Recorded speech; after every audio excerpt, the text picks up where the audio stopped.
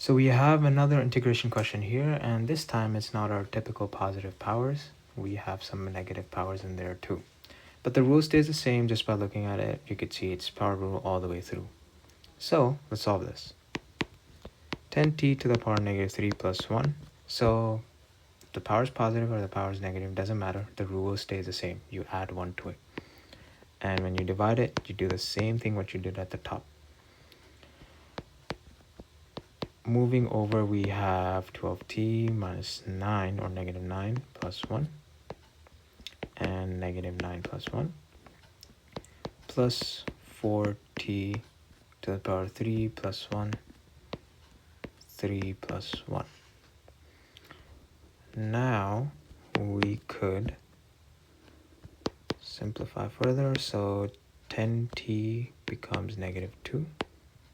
So 10t to the power negative 2 divided by negative 2 plus 12t,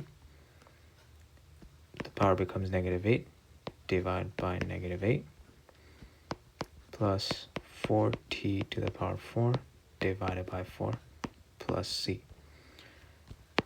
So at this point you're done the question, but you can simplify further into fractions. It's just so you can look at it better. So 10 divided by 2 or 10 divided by negative 2 gives us negative 5. Negative 5t to the power negative 2 plus 12 divided by 8 gives us negative 3 over 2 t to the power negative 8. So you could divide these fractions. Look, like notice how you see I divided 12 by 8. You still get a fraction, but it's a reduced fraction. So that is still valid. You could do that.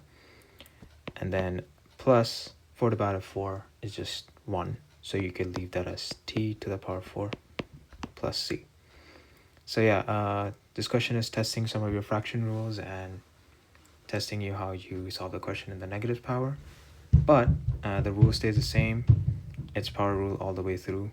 So a very typical question you could see on a test or an assignment. So yeah, that's how you solve this question.